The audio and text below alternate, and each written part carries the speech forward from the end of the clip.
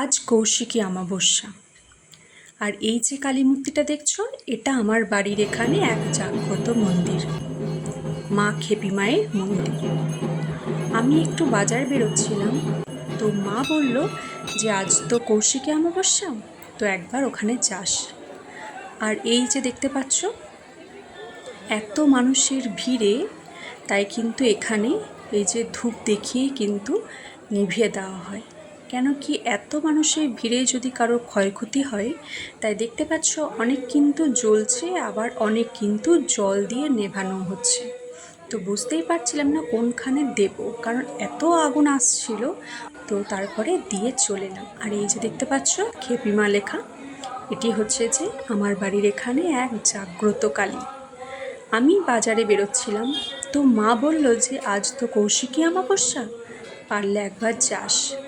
তো দেখলাম যে ঠিক আছে, এমনি তো খুব একটা যাওয়া হয় না, আমার বাড়ি থেকে একটু দূরেই বলতে পারো। তো সেই কারণে খুব যে একটা যাওয়া হয় সেটা হয় না। মায়ের মন্দিরে দেখো, শুধু মানুষ যে এসছে সেটা কিন্তু নয়, এখানে মায়ের আর এক ভক্তও এসছে। মানুষরা যেরকম পুজো দিচ্ছে, মন দিয়ে প্রার্থনা জানাচ্ছে, ওরাও কিন্তু শান্তভাবেই আছে। তো চলো, এখানে বুঝতে পারছো আজ কিন্তু খুব ভিড় হয়েছিল। আর একটা জায়গা নিয়ে যাই চলো, এই মন্দিরের এখানেই, এই প্রাঙ্গণেই এখানে কিন্তু মা দুর্গারও পুজো হয়। এই যে দেখতে পাচ্ছ এখানে কিন্তু আন্ডার প্রসেস, মা কিন্তু রেডি হচ্ছে, আর তো কয়েকদিনের অপেক্ষা। তো এখানে তো এলাম, এবার চলো এবার হচ্ছে বাবার কাছেও চলে এলাম। আর এই যে দেখতে পাচ্ছ এখানে কিন্তু মহাদেবেরও পুজো চলছে একই সাথে। তো ভাবলাম যে তোমাদের সাথেও একটু শেয়ার করি। দেখতে পাচ্ছ আজ কিন্তু খুব ভিড় ছিল, বুঝতেই পারছো মন্দিরটা কিন্তু অনেকটাই বড়, আমি কিন্তু পুরোটা কভার করতে পারিনি। তো আজ ভাবলাম যে তোমাদের সাথে একটু শেয়ার করি। মাঝে মধ্যেই আসা হয়, কিন্তু রোজ তো আসা হয় না। কিন্তু এই যে দেখতে পাচ্ছ এত ভিড়, সেটা শুধু আজ এক বিশেষ দিন সে কারণে নয়, এখানে কিন্তু মানুষের এত ভক্তি, এত বিশ্বাস, সে কারণে রোজ কিন্তু এখানে কিছু মানুষজন আসতেই থাকে তাদের প্রার্থনা জানাতে। আমি যখন এলাম তখন কিন্তু আরতি মোটামুটি বলতেই পারো শেষের পথে।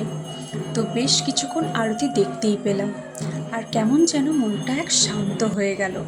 আর তো কয়েকদিনের অপেক্ষা, তাই না? মা দুর্গার পুজোতে এই যে আরতি, এই যে 4-5টা দিনের এত একটা গমগম পরিবেশ, এত একটা মনোরম পরিবেশ, যেটা আমরা বাঙালিরা সারা বছর অপেক্ষা করে থাকি ওই 4-5টি দিনের জন্য। আর এই যে ঘন্টার আওয়াজ আর ঢাকের আওয়াজে যেন মনটা ভীষণ ভালো হয়ে গেল। আর কয়েকদিনের অপেক্ষা, আর এখানে গিয়ে দেখতে পেলাম এখানে বলিও হয়েছে মায়ের। আমি জানি বলি হয় মায়ের, কিন্তু আমি কোনো দিন বলি দেখিনি, যদিও সেই সময় আসা তো হয় না, তাই বলি দেখিনি। যদিও বলি এই জিনিসটাকে আমি একটু অপছন্দই করি বলতে পারো, কেন কি এইভাবে দেখতে একটু কষ্টই হয়। তাই যখন কালী পুজো হয়, খুব ছোটোবেলায় মামাবাড়ি যেতাম, আমার মামার বাড়িতেও ওখানে কিন্তু খুব ধুমধাম করে কালী পুজো হয়।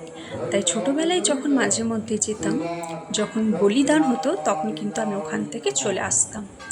কেন কি ওই জিনিসটাকে আমি একটু অ্যাভয়েডই করি, একদমই সহ্য হয় না ওটা দেখতে, ভীষণ কষ্ট হয় মন থেকে, তাই ওটাকে একটু অপছন্দই বলতে পারো আমার।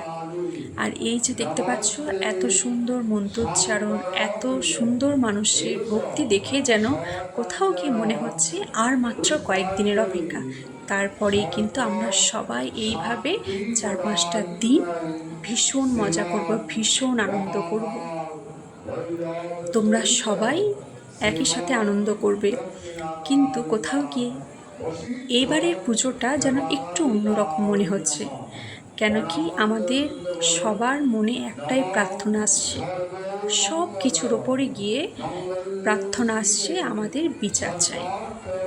তাই মা কালীর কাছে এটাই প্রার্থনা যে যেন দোষীরা শাস্তি পায়, যেন এরকম অপরাধীরা খুব তাড়াতাড়ি সামনে আসে, এবং তাদের যেন কঠিন থেকে কঠিনতম তাদের সাজা হয়, যাতে এরকম